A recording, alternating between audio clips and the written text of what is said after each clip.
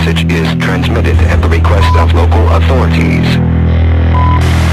American Milsim's Black Site 2017, located at Fort McClellan in Anniston, Alabama, was a fantastic event for me.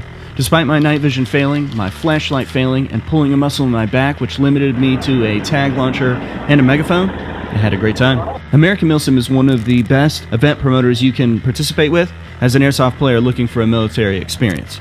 For this event, I partnered with our CO before the event in order to be a squad leader. I led X-Ray Platoon's 6th squad. 5 out of 11 players traveled with me. 6 were strangers, and it was an honor to work with all of them. They stayed in touch and showed great heart.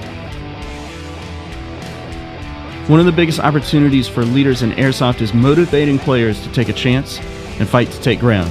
There's something human about wanting to hang in the back and just shoot at movement in the distance. I have the best experiences when I can help motivate other players to push through an obstacle and create an opportunity for the players behind us to take something over. It gives me a rush of adrenaline to push into the room, not knowing what's there, and to try and take one player with me. American Milsim has my favorite set of medic rules. Each squad has one medic, and a squad leader can medic as well. Every player carries 2 full-length ace wrap bandages, which only medics can apply. You have a minimum bleed out of 5 minutes, but you can decide to wait longer if you want. Once you're shot, you fall to the ground, and then you wait whatever length of time you choose, but that minimum has to be 5 minutes. Medic's dead! We gotta find my wife and kids! Dragging rules are also very unique. They specifically tell you that they do not want the dead making any effort to move if you're being dragged. Someone healthy has to do all the work to move you to cover.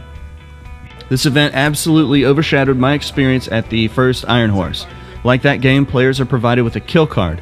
The idea behind this is you are expected to give that card away to a player who searches you. This is one incredibly simple idea that absolutely changes the entire experience for me. Most airsoft events involve players hesitating to move forward. Knowing that someone has a trophy on their person motivates me to take a risk, get my blood pumping, and check to see how many cards I can recover.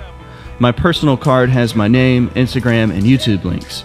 If you get to search me, we should absolutely be friends. My favorite part of this game involved the distribution of intel. One admin passed envelopes with our faction's flag on it to random people in different squads. These are only of value to the enemy team who has successfully searched someone carrying intel. The basic rules are that you place one hand on someone and verbally indicate that you are searching them. They will then pass their kill card and any intel that belongs to their faction to you. That envelope is taken to your leadership. Inside, there is a letter with a code on it. Some intel packets have a 1 of 2 or 2 of 3. Once all relevant pieces of intel are collected by leadership, that unlocks a special mission called a Frago. This is by far one of my favorite elements to a game. It motivates players to do more than hang on one side or the back while lobbing BBs, and forces you to take ground while looking for more intel.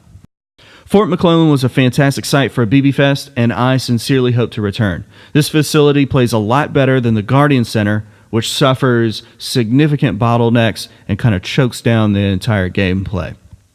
I only wish we'd spent more time on the south side of the map. So special thanks to our leadership, Frank Yuck, as well as Jamal, our platoon leader. They brought a absolutely unique perspective to the game where rather than screaming at people, yelling at them to motivate it, they recognize that we're there to play in a game. And in all of their communication, they wanted us to know, just tell us where you're at. If you decide to branch off, go somewhere else, do your thing, do it. Just try to stay in touch with us so we can continue to coordinate. I think this is a very professional and positive way to go about running your games.